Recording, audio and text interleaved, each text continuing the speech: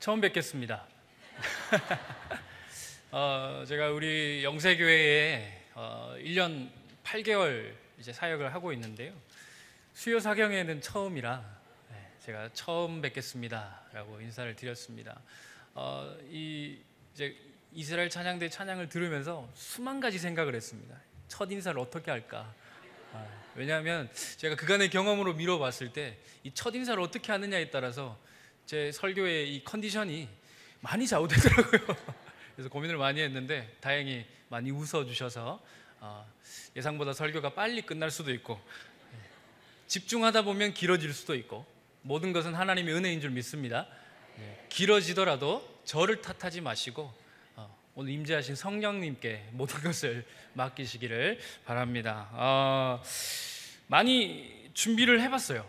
우리 이 수요사경회를 처음 담당하다 보니까 어떻게 해야 될지에 대해서 가닥이 잡히지 않아가지고 보통 설교 준비하고는 이게 참 다르더라고요. 그래서 매주 준비하시는 우리 담임 목사님이 참 어떻게 보면 대단하다라는 생각도 한편으로 가지게 되었고, 앉아서 가만히 들으시면 뭐 저게 어려울까 생각할 수도 있겠지만 참 이게 만만치 않은 작업이다라는 것을 제가 많이 생각하게 되었습니다. 그리고 제가 이제 전도사 때부터 교육 전도사로부터 이제 10수년 동안 벌써 이 강단에 뭐 수도 없이 이렇게 섰지만 매번 이 자리는 참 떨리는 것 같습니다.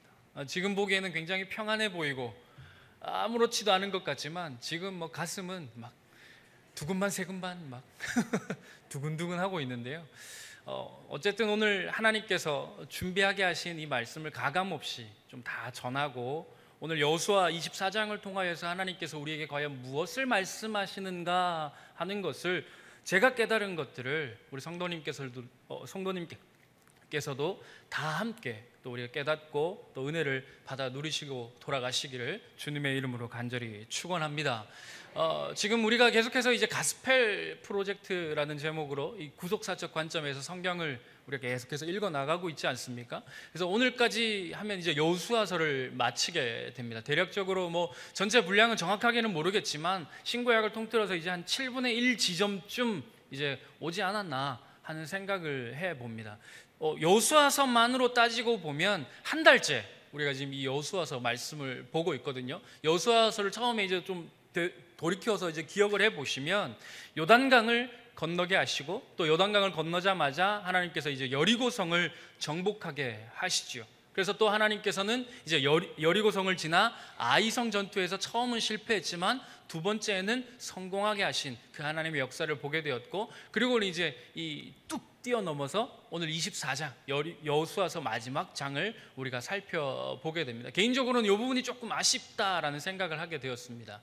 왜냐하면 이 여호수아서에서 땅 정복뿐만 아니라 땅의 분배에 관한 과정도 굉장히 중요한 부분이기 때문에 이 부분도 함께 중요하게 이 동일한 비중으로 좀 다루었으면 좋겠지만 아마 책의 이 관점이 구속사적 관점이다 보니 이 땅 분배에 관한 과정들은 조금 생략하고 지나가지 않나 하는 이 좀 아쉬움을 개인적으로 가지긴 했지만, 아무튼 24장 속에서 그런 것들도 간략하게 이제 우리 좀 다루어 보게 될 것입니다. 오늘 24장 말씀은요, 이 여호수아서의 마지막 장으로서 여호수아가 개인적으로 마지막 자기의 죽음을 앞두고서 이스라엘과 함께 하나님 사이에서 언약식을 진행하는 과정을 기록하고 있는 말씀이 바로 이 여호수아 24장 말씀입니다. 좀 더 정확하게 이야기하자면 언약 갱신식이라고 할 수 있습니다. 왜냐하면 이미 모세를 통하여서 하나님께서는 두 번의 언약식을 진행하셨거든요.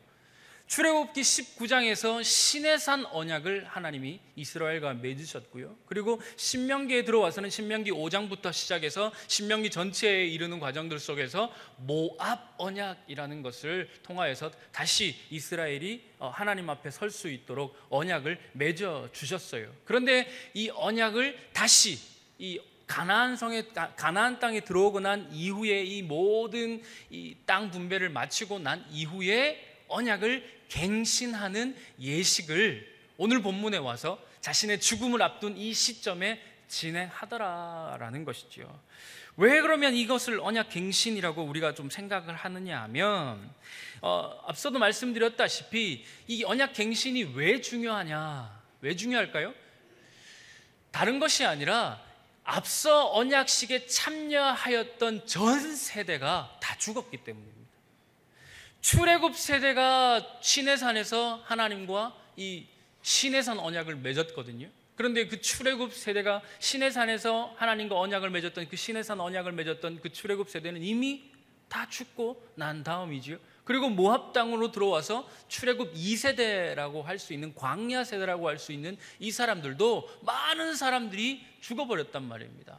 그리고는 가나안 땅을 들어가서 정착한 이후에 이제 정착한 시기를 지나서 가나안에 이제 실제적으로 살아가야 할 세대와 여호수아는 이 새로운 역사적 시대를 마주하고 있는 것이죠. 바로 그러한 시기 속에서 여호수아는 언약을 갱신해야 할 필요성을 느끼게 되었던 것입니다.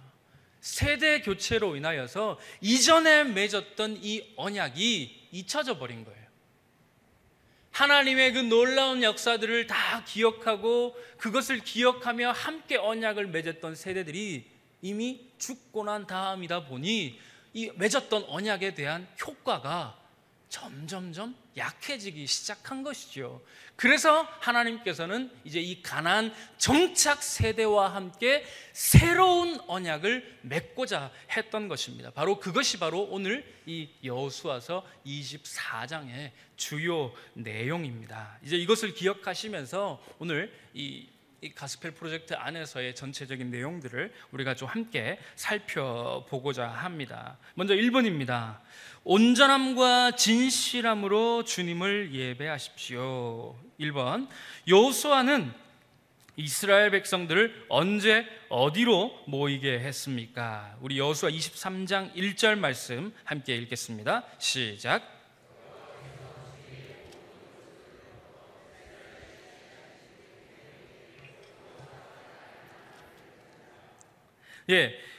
이 시기가 언제라고 이야기를 하고 있나요?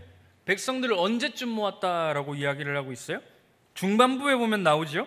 이스라엘을 쉬게 하신 지 오랜 후에, 그리고 여호수아가 나이가 많아서 늙었을 때다라고 이야기를 합니다. 이게 뭐 정확하게 언제다라고 우리가 시대를 표명할 수는 없습니다. 본문이 우리에게 그것을 가르쳐주고 있지 않기 때문에 이 시기가 뭐 정확하게 연도적으로 우리가 따질 수는 없지만 대략적으로 보았을 때에 이스라엘을 쉬게 하신 지 오랜 후다. 이게 어떤 의미일까요?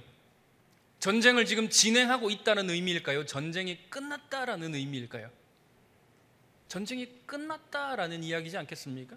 그리고 지금 땅을 분배를 한참 하고 있다라는 이야기일까요? 아니면 땅 분배가 이미 끝이 나고 종료된 시점을 이야기하는 것일까요? 문맥에서 흘러나오는 그 느낌은 분명히 그렇지 않습니까? 전쟁도 끝이 났고 땅 분배도 끝이 난 시점이다. 이것을 우리가 알 수 있죠. 또 한 가지를 단서를 덧붙이고 있는 것은 뭐예요? 여호수아가 나이가 많아서 늙었다라고 이야기를 합니다. 좀 더 정확하게 보자면 여호수아 24장, 이제 성경을 읽는 분들은 한번 보시면 24장 29절을 보시면 이렇게 기록하고 있어요. 이 일 후에 여호와의 종 눈의 아들 여호수아가 110세에 죽었다, 이렇게 이야기를 합니다. 그러니까 적어도 이 시기는 언제쯤이다? 여호수아가 죽기 직전쯤이 되었지 않았을까. 나이가 많아서 110세, 이 여호수아가 110세 하나님의 부르심을 받던 그 어간에 일어났던 일인 것을 우리가 알 수 있습니다. 그러면 이 여호수아가 자기가 죽기 직전, 즉 이건 마치 유언처럼 했다라는 그런 의미를 가지고 있지 않겠습니까? 그 유언을 지금 어디에서 했다라고 가르쳐주고 있습니까? 24장 1절 말씀 제가 읽겠습니다. 여호수아가 이스라엘 모든 지파를 세겜에 모으고 이스라엘 장로들과 그들의 수령들과 재판장들과 관리들을 부르매 그들이 하나님 앞에 나와 선지라. 여기가 어디라고 이야기하고 있습니까? 구체적으로 세겜이다라고 이야기를 하죠. 세겜이다라고 이야기를 합니다. 이제 이번에 가서 왜 이것을, 그러면 왜 세겜에서 모이게 했을까를 생각하게 될 텐데, 아무튼 이 세겜이라는 장소는요, 지금 여호수아서에서 처음 이제 명시적으로 언급하고 있습니다. 그 이전에는 이 세겜이라는 장소를 구체적으로 언급하고 있지 않아요. 그래서 이 세겜이라는 장소를 과연 정복했는지 안 했는지는 잘 모르겠습니다. 그런데 미루어 짐작하건대 지금 이 세겜이라는 땅은 이미 가나안 족속으로부터 뺏고 난 이후, 그것을 정복한 이후인 것은 분명하게 우리가 유추해 볼 수 있지 않습니까? 그렇다면 아무튼 이 세겜이라는 장소에 여호수아는 이스라엘 백성들을 다 모았는데 왜 세겜에 모이겠을까? 왜 모이겠을까요? 여러분, 여호수아서를 한번 기억해 보시길 바랍니다. 아니, 구약의 이 여러 지명들을 한번 기억해 보십시오.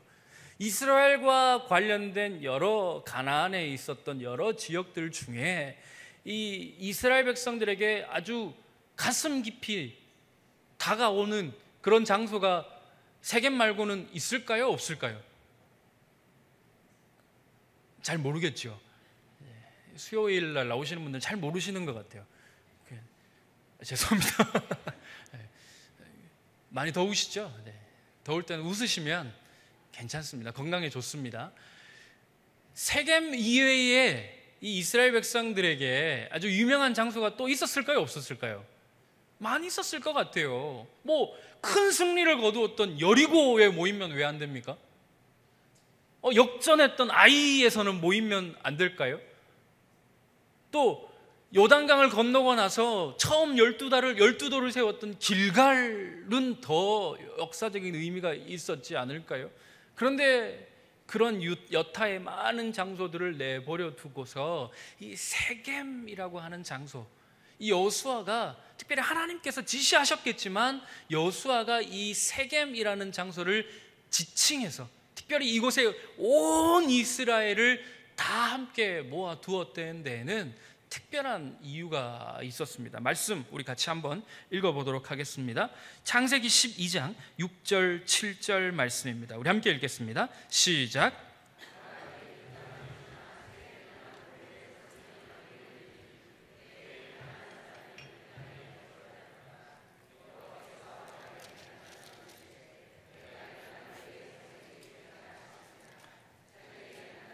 여호와께 그가 그곳에서 제단을 쌓고. 아멘. 여러분, 창세기 12장 6절 7절 보니까 어떤 땅이 나옵니까? 세겜이라는 곳이 나오죠. 여러분, 바로 이곳이 아브라함이 갈대아 우르를 지나서 가나안 땅에 들어와서 처음 정착한 곳이 바로 이 세겜이라는 땅이었습니다. 더군다나 정착했을 뿐만 아니라 이 세겜이라는 땅이 그들에게, 이 아브라함에게, 특별히 이스라엘 백성들에게, 이스라엘 민족에게 더 큰 의미를 주고 있는 의미가 뭐냐 하면 7절에 나오지 않습니까? 바로 세겜이라는 그 땅에서 하나님이 약속을 하세요. 어떤 약속을 하시나요? 내가 이 땅을 주겠다. 이 땅을 주겠다. 이 땅이 어디일까요? 가나안 땅이죠. 가나안 땅. 세겜만 주겠다라는 게 아닙니다. 세겜만 주시겠다는 게 아니에요. 바로 이 세겜에서 내가 이 땅을 주겠다라는 겁니다. 가나안 땅을 주시겠다라고 하나님께서 약속하신 거예요. 그런데 여러분, 지금 여호수아가 이 이스라엘 온 민족들을 세겜에 모으고 난 시기가 언제라고요? 그 땅을 정복하고 난 이후라 이겁니다. 그런 의미가 있지 않습니까? 약속의 성취가 이루어진 장소예요.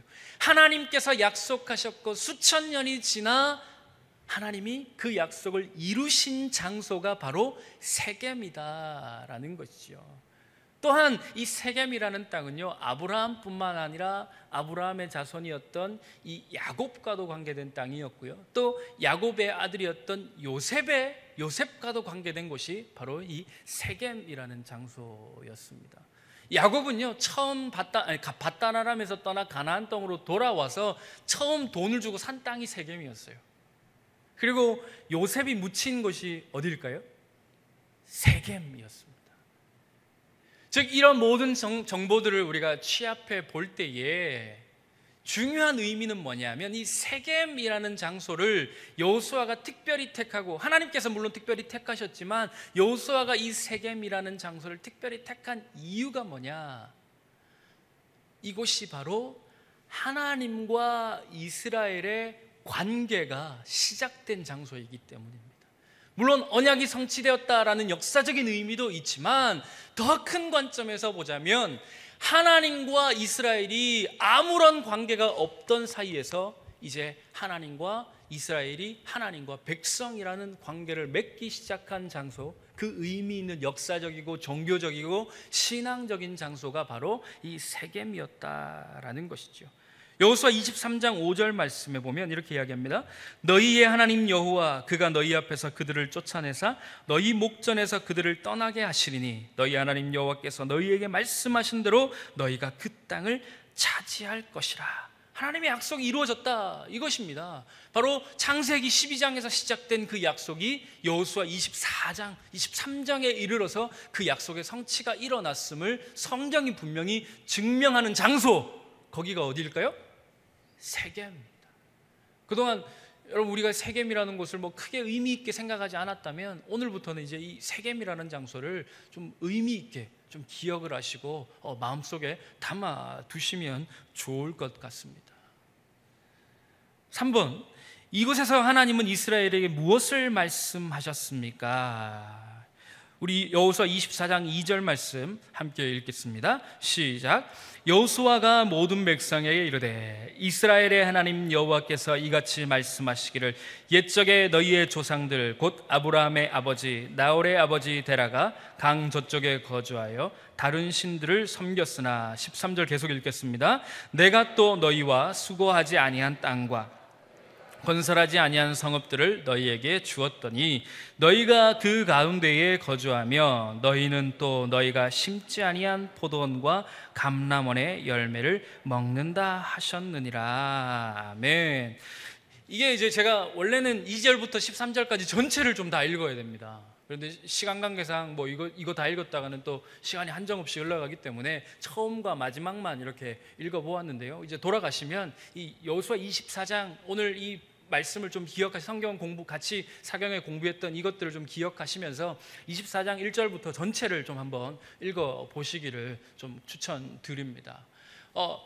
24장 2절부터 13절까지 주요 내용은요, 크게 두 가지로 요약할 수 있습니다. 하나님께서 이스라엘 백성들을 세겜에 모으셨어요. 뭐 할 일 없이 하나님이 한번 야유회 하자고, 뭐 침묵회 하자고 세겜에 온 이스라엘 그 수많은 사람들을 그 땅에다 모으셨겠습니까? 그렇지 않겠지요. 뭐 쓸데없이 한번 놀아보자고 모은 것은 아닐 거란 말입니다. 분명히 하나님이 목적이 있으시고 이유가 있으셔서 특별한 목적을 가지고 이스라엘 백성들, 그 어마어마한 백성들을 이 세겜이라는 장소에 모으셨을 텐데 그 이유가 바로 2절부터 이 13절 말씀에 나오고 있다라는 것입니다. 두 가지 이유를, 이곳에서 이제 하나님께서 두 가지를 말씀을 하셨는데 첫 번째는 뭐냐면 2절 말씀에 보면 뭐라고 말씀하고 있느냐 하면 너희의 조상들이 어떤 사람이었는가에 대해서 말하고 있습니다. 이게 단순히 2절만 나오는 게 아니라 2절, 3절, 4절에서 이야기를 하고 있습니다. 2절, 3절, 4절을 보시면 너희의 조상, 즉 데라로부터 시작되는 아브라함으로 또 이어지는 그 많은 조상들의 했던 일들이 뭐냐 하는 거 보니까 너희의 조상들이 어떤 사람이었다고요? 강 건너편에서 무엇을 했던 사람이다? 다른 신을 섬겼던 사람이다. 너희는 나와 원래 관계가 없는 사람들이었다라는 겁니다. 하나님이 그것을 지적하고 계신 거예요. 이스라엘 백성들을 다 모아다가 결국 하나님께서 첫 번째로 하시는 말씀이 뭐냐 하면 너희는 나와 관계없는 민족이었다라는 거죠. 원래 아무 사이도 아니었다라는 거예요. 이방을 섬기는, 이방신을 섬기는, 우상을 섬기는, 하나님이 아닌 다른 신을 섬겼던 나와 절대 관계가 없는, 아무 상관이 없는 그런 사람들이었다라는 거죠. 그것을 첫 번째로 하나님께서 이스라엘 백성들에게 말씀하고 계십니다.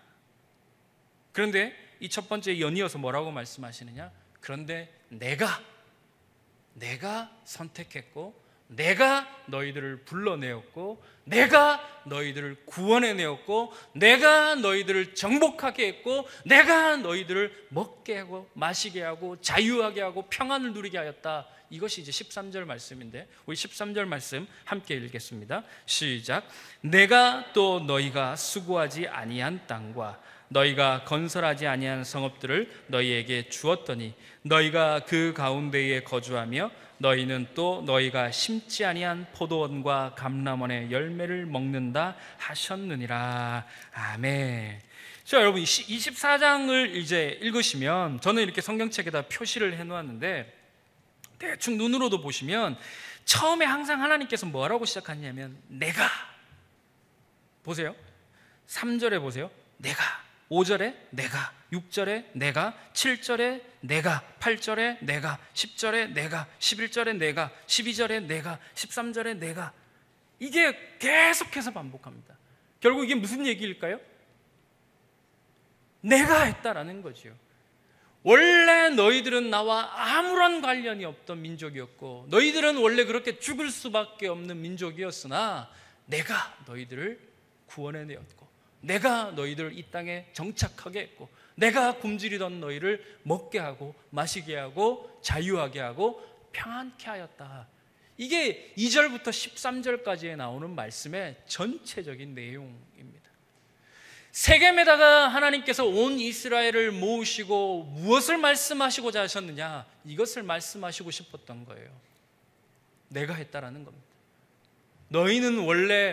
너희가 원래 그런 사람들이었지만, 그렇게 내버려두면 죽을 백성이었지만 내가 건져냈다라는 겁니다. 내가 구원해냈다라는 겁니다. 이걸 하나님께서 말씀하고 싶으셨던 거예요. 알라는 것이지요. 정확하게 기억하라는 것입니다. 사랑하는 성도 여러분, 지금 우리의 신분도 마찬가지이지 않습니까? 여러분 원래 어떤 사람들이었나요? 나는 모태신앙이었는데요, 원래 예수 믿던 사람들인데요, 그렇게 말씀하시면 그렇게 계속 생각하시면 됩니다. 생각은 자유니까 계속 생각하시면 되는데 그러면 은혜는 없어요. 분명한 것은 그것은 곧 하나님과 나와 별로 관계가 없다라는 이야기와 다름이 아니기 때문입니다. 여러분, 우리는 원래 하나님께 구원받을 만한 자격이 없는 백성들입니다. 아멘? 여러분, 이것을 믿으시길 바랍니다. 그런데 하나님께서 내가 너희들을 구원해냈다.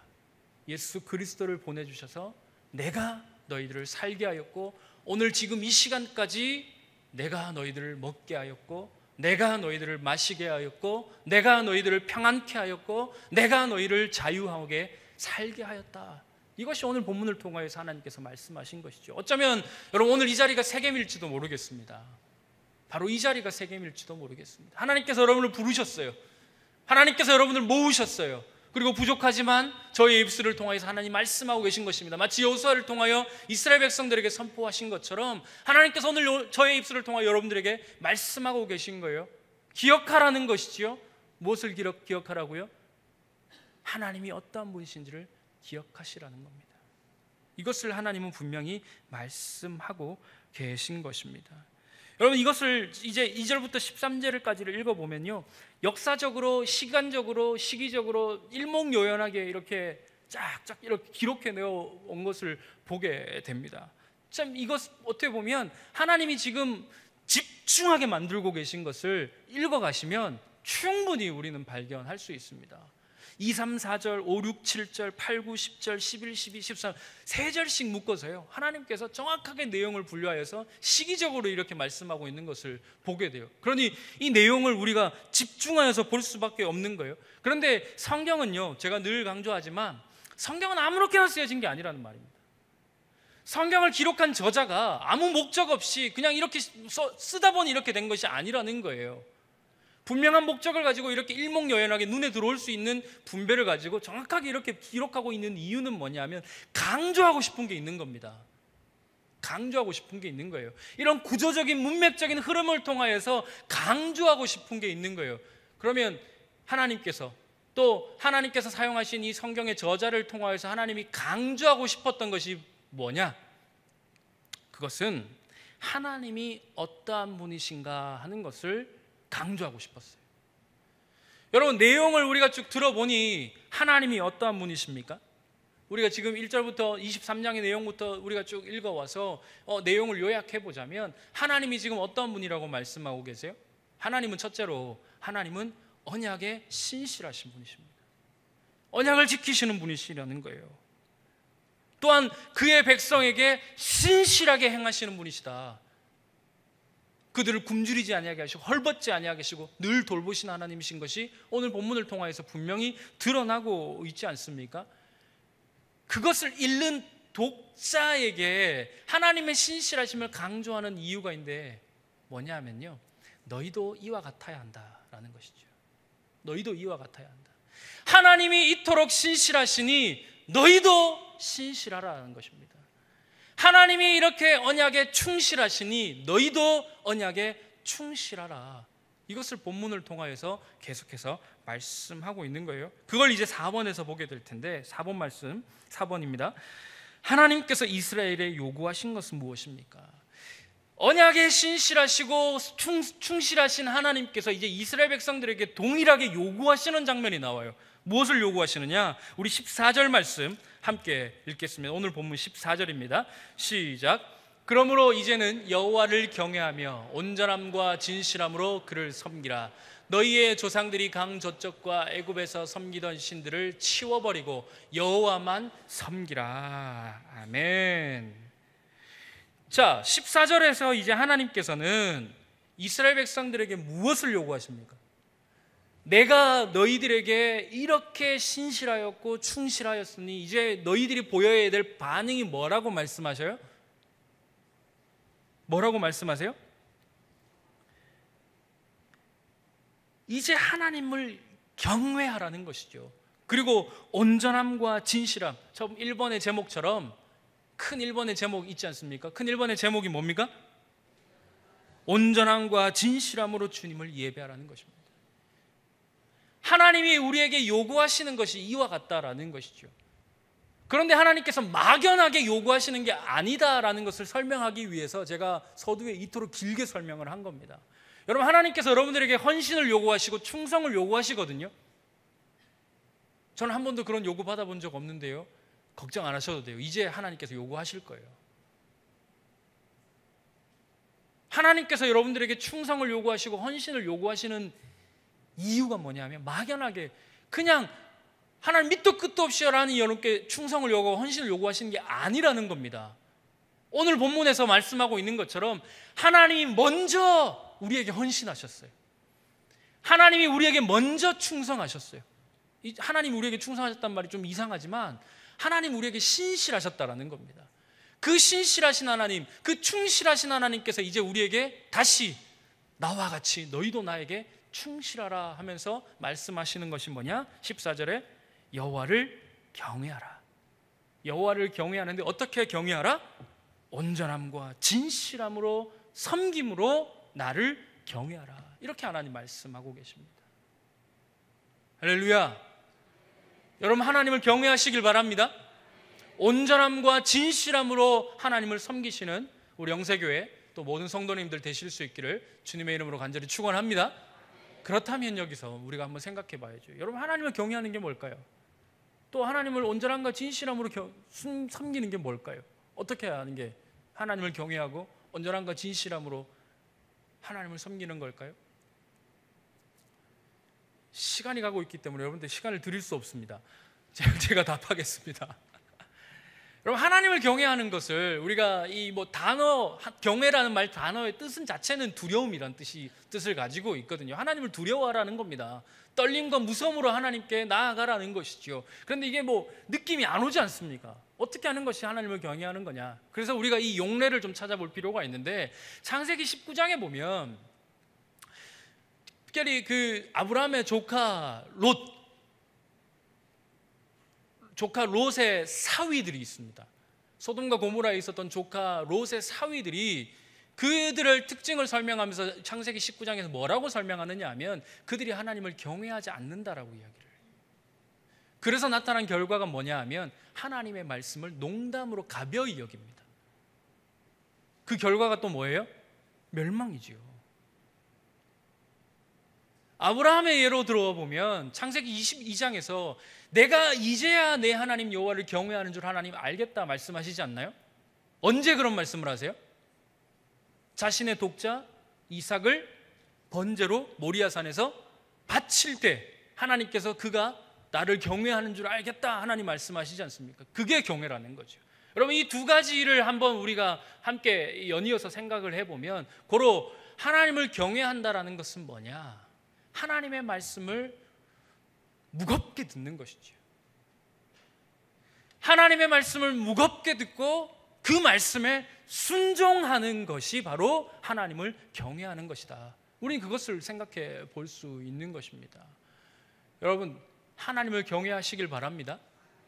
곧 하나님의 말씀을 무겁게 받아들이고 무섭게 받아들이고 그 말씀에 우리는 절대적으로 순종해야 한다라는 것입니다. 그것이 바로 하나님을 경외하는 것입니다. 고로 이 하나님을 경외한다라는 것은 여러분 삶으로 나타날 수밖에 없습니다. 말로만 나는 하나님을 경외하는 백성입니다, 나는 하나님을 경외합니다 라는 것은 거짓말이죠. 하나님을 진짜 경외하는 사람은요, 롯의 사위들과 같이 하나님의 말씀을 가벼이 여기지 않습니다. 하나님의 말씀을 농담처럼 여기기 때문에 여러분, 우리가 하나님의 말씀에 순종하지 않고 살아가는 것이죠. 우리의 삶에서 그 하나님의 말씀의 순종함이 드러나지 않는다라는 것입니다. 여러분은 여러분의 삶 가운데에 하나님의 말씀의 순종함이 드러나십니까?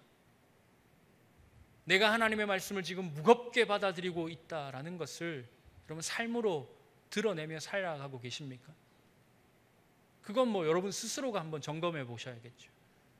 겉으로 보기엔 누구도 모르니까 말입니다. 잘하고 있는 것처럼 보이지만 정작 내 자신을 돌아보았을 때에 우리는 과연 하나님의 말씀을 지금 무겁게 무섭게 받아들이고 있는가? 또 연이어 말씀드리지만 그것은 결국 삶으로 드러날 수밖에 없다. 삶은 드러나지 않으면서 나는 하나님을 경외합니다, 이것은 곧 거짓말인 것과 같다라는 것입니다. 오늘 이 말씀을 기억하시면서 하나님을 경외하시길 바랍니다.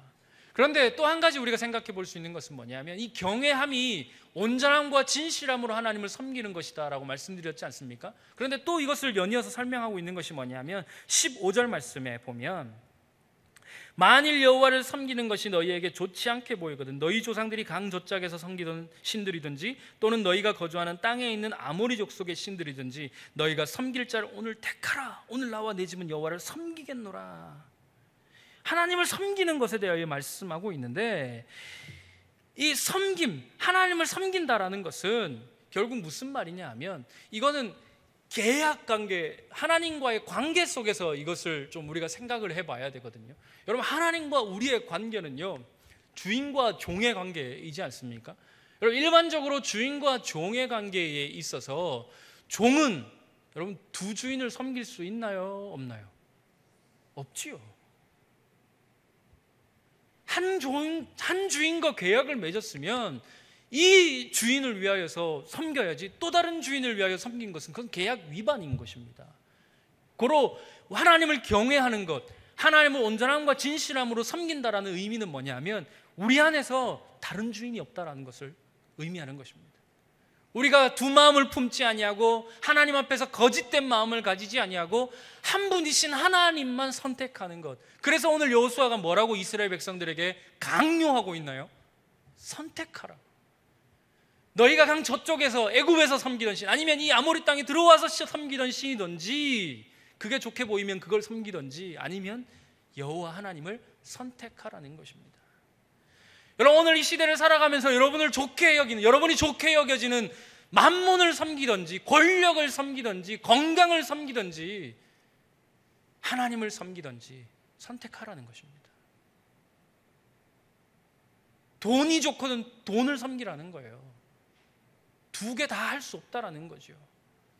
하나님이 우리에게 이것을 말씀하고 계십니다. 그래서 하나님 어떻게 말씀하시느냐? 2번 우상을 제거하라 라고 말씀하고 있어요. 이스라엘 백성들은 하나님의 요구에 어떻게 응답하였습니까? 16절 말씀 우리 함께 읽겠습니다. 시작. 백성이 대답하여 이르되 우리가 결단코 여호와를 버리고 다른 신들을 섬기기를 하지 아니하오리니. 이스라엘 백성들이 이렇게 이야기하고 있습니다. 내가 하나님을 섬기겠습니다. 이제 요구를 하니까, 여호수아가 이스라엘 백성들에게 섬길 자를 택하라 이야기하니까 이스라엘 백성들이 뭐라고 대답했다고요? 나는 하나님을 섬기겠습니다. 나는 하나님을 섬기겠습니다. 그렇게 이야기를 합니다. 그런데 뜻밖의 이스라엘의 그런 응답에 여호수아가 뭐라고 응답하느냐 하면 굉장히 놀라운데요. 19절 말씀 우리 함께 읽겠습니다. 시작. 여호수아가 백성에게 이르되 너희가 여호와를 능히 섬기지 못할 것은 그는 거룩하신 하나님이시요 질투하시는 하나님이시니 너희의 잘못과 죄들을 사하지 아니하실 것입니다. 여러분 이해가 되십니까? 지금 뭐라고 이야기하고 있어요? 아니 앞에서는 그렇게 옛날 이야기부터 다 끄집어내가지고 하나님이 이런 분이니 이제 하나님을 섬겨야 한다고, 하나님께 경배해야 한다고, 하나님께로만 돌아와야 한다고 그렇게 설득을 해놓고, 그래서 이제 정작 이스라엘 백성들이 그래 제가 당신 말대로 하나님 섬기겠습니다 라고 대답했더니 19절에 와서 뭐라고 이야기해요? 안 된다, 못한다. 이게 말이 됩니까? 이게 뭐 말인지 당락인지 앞뒤가 안 맞잖아요. 앞뒤가. 왜 그렇다면 이제 이 여호수아가 이런 말을 하느냐, 이제까지 강건해놓고 왜 이제서야 이 말을 이야기하느냐 하면, 전체적인 흐름, 이 문맥의 흐름을 놓고 보았을 때에 여호수아가 하는 말의 의도는요 다른 게 아니라 너희들이 절대 할 수 없다라는 것을 말하고자 하는 것이 아니라, 물론 그런 의미도 그 안에 포함되어 있지만 너희들 스스로는 하나님을 섬길 수 없다 그런 뜻도 포함하고 있지만, 사실은 더 큰 의미는 뭐냐 하면 쉽게 대답하지 말라는 거예요.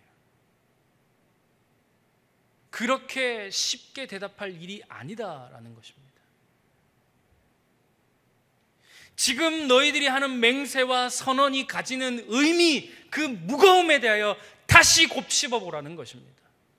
왜냐하면 20절에 나오는 것처럼 20절에 하나님을 섬기지 않을 경우에 어떻게 되느냐 하면, 섬기기로 했다가 그것에 실수하고 그것에서 돌아서게 되면 어떻게 되느냐 하면, 만일 너희가 여호와를 버리고 이방신들을 섬기면 너희에게 복을 내리신 후에라도 돌이켜 너희에게 재앙을 내리시고 너희를 멸하시리라.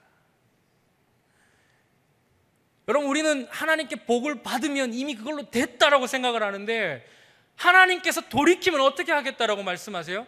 복을 내리신 이후에라도 내가 그거 다 뺏어버리겠다라고 말씀하신다는 거죠. 그러므로 하나님을 섬기겠습니다라는 말을 가벼이 하지 말라는 겁니다. 쉽게 하지 말라는 것이죠. 무겁게 받아들이라는 것입니다. 무섭게 받아들이라는 것입니다. 그럼에도 불구하고 3번 이스라엘 백성들은 어떻게 응답하였습니까? 21절 백성이 여호수아에게 말하되 아니니이다 우리가 여호와를 섬기겠나이다. 이제 다시, 그럼에도 불구하고 이스라엘 백성들은 다시 자신들이 여호와를 섬기겠습니다 라고 이야기를 하죠. 그러니 이제 여호수아가 그 백성들의 다짐을 듣고 22절에 보니까 너희가 그 일의 증인이 되었다. 스스로 증인을 해라. 그 말은 뭐예요? 너희가 스스로 그렇게 고백하였으니 그 일에 대하여 책임을 지라는 것입니다. 이것을 이야기하고 있는 것이죠. 그리고 그렇게 전적으로 자신들에게 책임을 지은 이후에 23절 여호수아가 이스라엘에게 다시 요구한 것은 무엇인가요? 23절 말씀 우리 함께 읽겠습니다. 시작. 여호수아가 이르되 그러면 이제 너희 중에 있는 이방신들을 치워버리고 너희의 마음을 이스라엘의 하나님 여호와께로 향하라 하니. 아멘. 자, 여호수아는 다시 이방신들을 치워버리라고 이야기를 합니다. 여기서 확인할 수 있는 것은 뭐냐면, 지금 여전히 가나안 땅에 들어오고 정복전쟁을 수행하고 땅 분배를 하고 난 이후에도 여전히 이스라엘 백성들이 어떤 중에 있다라는 겁니까? 우상을 섬기고 있는 그 진행 중에 있다라는 겁니다. 여러분 놀랍지 않습니까? 이스라엘 백성들이 그 정도 했으면 하나님만 섬길 줄 알았는데 여전히 우상신을 섬기고 있었다라는 얘기예요. 이방신을 섬기고 있었다라는 얘기입니다. 여러분 그것은 우리도 마찬가지일 수 있어요. 지금 교회에 다니고 있지만, 여기 앉아 있지만, 목사고 장로고 권사고 안수집사고 뭐 직분을 달고 있지만, 여러분 우리는 우상을 섬길 수 있다라는 얘기죠. 우리가 이것을 좀 진짜 이걸 경고의 말씀으로 받아들여야 합니다. 그런데 이제 그것을 다시 확인하고 난 다음에 요구한 것은 뭐예요? 이것을 다 제거해버리고 하나님 앞에 충성을 맹세하라는 것이죠. 그래서 24절에 백성이 여호수아에게 말하되 우리 하나님 여호와를 섬기고 그의 목소리를 우리가 청종하리다. 마지막으로 24장에서 이제 네 번째 하나님의 섬김에 대한 맹세를 이스라엘 백성들이 하게 됩니다. 계속해서 확인하는 거예요. 여호수아가 안 되겠거든요. 이스라엘 백성들이 지금 못 믿어온 겁니다. 그래서 처음 맹세하니까 아니야 다시 생각해봐. 그러니까 우리 맹세합니다. 아니야 다시 생각해봐. 우리 맹세합니다. 3번. 아니야 다시 생각해봐. 아니야 우리 맹세합니다. 4번. 거듭 하나님 맹세합니다. 하나님만 섬기겠습니다 라는 이 맹세를 24장에서 거듭하게 하는 것이죠. 이제야 준비가 끝났어요. 여호수아의 입장에서 이제야 준비가 끝난 거예요. 이스라엘 백성들이 어떤 준비요? 언약식을 할 준비, 하나님과 언약 관계를 맺을 준비를 이제야 끝낸 것입니다. 그래서 25절에 들어와서 이 맹세를 들은 여호수아가 어떻게 하느냐? 25절 그날에 여호수아가 세겜에서 백성과 더불어 언약을 맺고 그들을 위하여 율례와 법도를 제정하였더라. 이제 하나님과 이스라엘 백성들 사이에서 언약을 맺는 그 일을 시작하는 것이지요. 여러분 이 언약이라는 것은요 절대로 가볍지 않아요. 여러분 창세기 15장을 보시면 아브라함과 하나님이 언약식을 행하는데 언약식을 행했던 방법이 나와 있지 않습니까? 어떻게 하나요? 짐승을 둘로 쪼갭니다. 그리고는 하나님께서 그 짐승 사이를 지나가세요. 그 의미는 뭐냐? 이 언약을 어기면 쪼개겠다라는 거죠. 언약의 당사자들을. 그만큼 언약식은 가벼이 행하는 것이 아니었던 것입니다. 오늘 본문에는 그것이 어떻게 행하였는지 나오지는 않지만 구약의 이런 여러 사례들을 비추어 보았을 때에 하나님과 이스라엘 백성들 사이에 맺어진 언약도 분명히 이런 어떤 무거운 구체적인 행위를 동반한 채로 이 언약식을 진행했을 가능성이 굉장히 큰 것이지요. 그리고는 이제 그 형식을 갖추고 난 이후에 하나님을 전적으로 섬긴다는 외적인 표현으로 율례와 법도를 함께 제공하게 됩니다. 그리고는 마지막으로 이제 이 언약식을 수행하고 난 이후에 최종적으로 무엇을 하느냐? 26절, 27절에 보면 여호수아가 이 모든 말씀을 하나님의 율법책에 기록하고 큰 돌을 가져다가 거기 여호와의 성소 곁에 있는 상수리 나무 아래에 세우고, 이제 이것을 행한다고 난 다음에 큰 돌을 상수리 나무, 이 성소, 하나님의 성소 곁에 세우게 됩니다. 여러분 돌을 세우는 행위들 이제까지 우리가 여러 번 보아왔지 않습니까? 여러분 하나님께서 이 돌을 세우게 하시는 이유가 뭘까요? 변함없다라는 것이죠. 이 돌이 가지고 있는 속성 변하지 않는다라는 겁니다. 큰 돌을 세웠대요. 그것도 함부로 움직일 수 없는 것이죠. 양편에서 다 이 돌을 보면서 함께 기억하는 것입니다. 하나님께서 이 돌을 보시면서 무엇을 기억하시겠어요? 내가 한 언약을 다시금 하나님께서 기억하실 것이고, 이스라엘 백성의 입장에서도 이 돌을 보면서 무엇을 기억하겠어요? 내가 한 맹세를 기억하는 것입니다. 그러면서 하나님께서도 이 돌을 통하여서 내가 신실하게, 지금까지도 그래왔던 것처럼 내가 신실하게 행하겠다라고 말씀하실 것이고, 이스라엘 백성들 입장에서도 이 돌을 보면서 하나님 앞에서 내가 맹세한 이 맹세를 지키겠습니다. 곧 그것은 무슨 의미입니까? 이 맹세를 어길 시에는 벌을 받겠습니다. 그 의미를 이 돌이 가지고 있는 것입니다. 그래서 최종적으로 이 돌을 세우는 단계로 이 언약을 마치게 되는 것입니다. 여러분, 그러면 우리의 신앙에 있어서 이 돌과 같은 의미가 어떤 게 있을까 제가 한번 생각을 해보니까, 세례가 여러분에게는 이 큰 돌과 같은 의미가 있지 않을까 생각합니다. 세례, 신앙의 외적인 표징이지 않습니까? 변하지 않는 것이죠. 우리가 세례받은 사실은 변하지 않는 것입니다. 이 세례를 통하여 우리가 하나님과 나와의 관계, 예수 그리스도와 나와의 관계를 다시금 기억하는 것입니다. 여러분, 세례를 가볍게 보시면 안 돼요. 또 한 가지가 더 있는데 그게 뭐냐면 성찬식. 여러분, 우리가 이 떡을 먹고 피를 마시는 이 행위 자체가 저는 어쩌면 이 큰 돌을 세우는 행위와 같지 않나 하는 생각을 합니다. 가볍지 않다라는 것이죠. 그 행위를 할 때마다 우리가 하나님과 나와의 관계를 생각하는 것입니다. 내가 어떤 존재인지, 원래 내가 어떤 존재인지, 내가 앞으로 어떻게 살아야 할 존재인지를 세례식을 통하여서, 성찬식을 통하여서 우리는 날마다 기억하는 것입니다. 그것이 우리 신앙인에 있어서 아주 중요한 표지와 같다. 저는 그렇게 생각을 합니다. 여러분, 이제 우리 신앙 안에 이제 이 큰 돌과 같은 하나님과의 언약식이 이 세례식과 성찬식을 통하여서 이미 완성되어졌고 세워졌습니다. 여러분, 이제 어떻게 살아야 할까요? 어떻게 살아야 할까요? 각기 집으로 돌아갔다라고 이야기하지 않습니까? 이제 이스라엘 백성들이 각기 돌아간 거예요. 이제 그 삶에 대한 책임은 누구에게 있나요? 이스라엘 백성들에게 있는 것입니다. 여러분, 이제 이 말씀을 듣고 각기 기업으로 돌아가실 것입니다. 각자의 처소로 돌아가게 될 것입니다. 어떻게 사실 겁니까? 그것은 여러분에게 달려 있습니다. 누구도 대신해 줄 수 없습니다. 오늘 이 말씀을 기억하시면서 하나님께서 여러분에게 주시는 그 도전에 응답하시는 우리 성도님들 되실 수 있기를 주님의 이름으로 간절히 축원합니다. 아멘. 기도하겠습니다. 하나님 아버지, 오늘 우리에게 주신 말씀을 기억하며 이스라엘 백성들과 같이 하나님과의 의 언약 관계 속에 충실하게 신실하게 살아가는 하나님의 백성들 되게 하여 주시옵소서. 감사하며 예수님의 이름으로 기도하옵나이다.